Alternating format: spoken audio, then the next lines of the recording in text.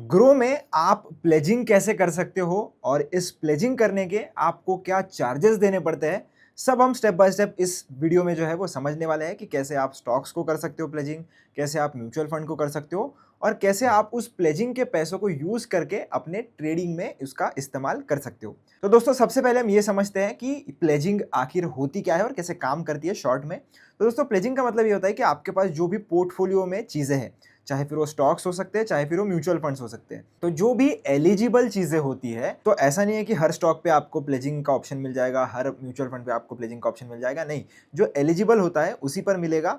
जैसे मेरे पास ये ग्रो का एक निफ्टी 50 का ETF है, तो ये एलिजिबल नहीं है, बट ये एक स्टॉक है मेरे पास फेडरल बैंक का, तो वो एलिजिबल है प्लेजिंग के लिए। तो जो भी प्लेजिंग के लिए शेयर एलिजिबल है, आपको जिसको भी प्लेज करना है उसके ऊपर एक बार क्लिक करना होता है। जैसे ही क्लिक करोगे नीचे इधर ऑप्शन मिल जाएगा प्लेज का, आपको उसके ऊपर क्लिक करना है। क्लिक करने के बाद आपको ये बताएगा कि ये जितना भी अमाउंट आपको मिल रहा है ये सारा एट 0% इंटरेस्ट है। तो जितना आपका ये रहता है उतना टोटल तो आपको नहीं मिलता है। जैसे अगर मैं इधर से मेरा म्यूचुअल फंड जो है वो हटा दूँ, तो मुझे सिर्फ इधर एक ही स्टॉक जो है वो प्लेजिंग के लिए शो कर रहा है, जो कि मेरा फेडरल बैंक का है। जब आप कोई भी स्टॉक प्लेज करते हो तो वो होल्डिंग्स आपके डीमैट में ही रहती है। आप उस पर डिविडेंड वगैरह अगर मिलता है तो वो आपको ही मिलेगा और आप आपकी होल्डिंग्स कभी भी बेच सकते हो। अब ये जो प्लेजिंग का बैलेंस है वो आप कहाँ पर यूज़ कर सकते हो? ये आप यूज़ कर सकते हो फ्यूचर एंड ऑप्शंस में ट्रेड करने के लिए, या स्टॉक और इंट्राडे में और एमटीएफ में भी।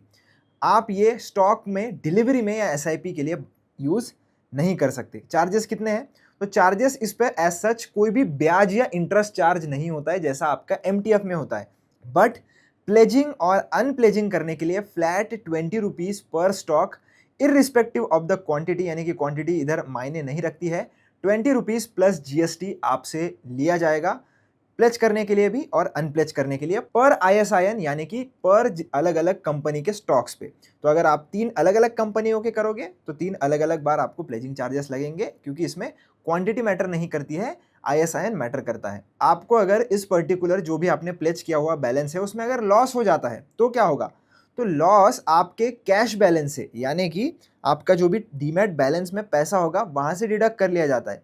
अगर कैश बैलेंस 7 कंसेक्यूटिव ट्रेडिंग दिनों के लिए नेगेटिव में रहता है, तो जो भी आपका प्लेज किया हुआ शेयर है वो बेच के आपके लॉसेस की वसूली की जाएगी। तो ध्यान रखना, अगर आप प्लेजिंग कर भी रहे हो तो ऐसा हो सकता है कि इमरजेंसी केसेस में अगर आप उनका जो भी नेसेसरी कैश बैलेंस है वो मेंटेन नहीं कर पाए, तो ये लोग आपका स्टॉक बेच भी सकते हैं। उस केस में आप अगर एडिट में जाते हो तो एडिट में यहाँ से चूज कर सकते हो कि कौन सा म्यूचुअल फंड आपको प्लेज करना है, कौन सा नहीं करना है, आप सेलेक्ट कर सकते हो यहाँ से। अगर स्टॉक में भी आपके पास मल्टीपल हो तो आप क्लिक करके उसको सेलेक्ट और अनसेलेक्ट यहाँ से कर सकते हो। सेलेक्ट करने के बाद टोटल अमाउंट आपको कितना मिलेगा लिखा हुआ है, आपको अभी क्लिक करना है प्लेज एंड गेट बैलेंस पे।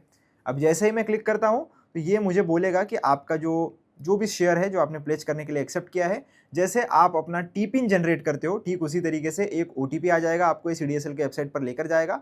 वो ओटीपी आपको इधर एंटर करना होता है और जैसे ही आप क्लिक करते हो वेरीफाई ओटीपी पर, आपका ये चेकिंग डिटेल्स ऐसा कुछ शो करेगा और आपके जो जितने भी पैसे थे उसमें तुरंत आपका जो प्लेजिंग वाला बैलेंस है वो ऐड हो जाएगा।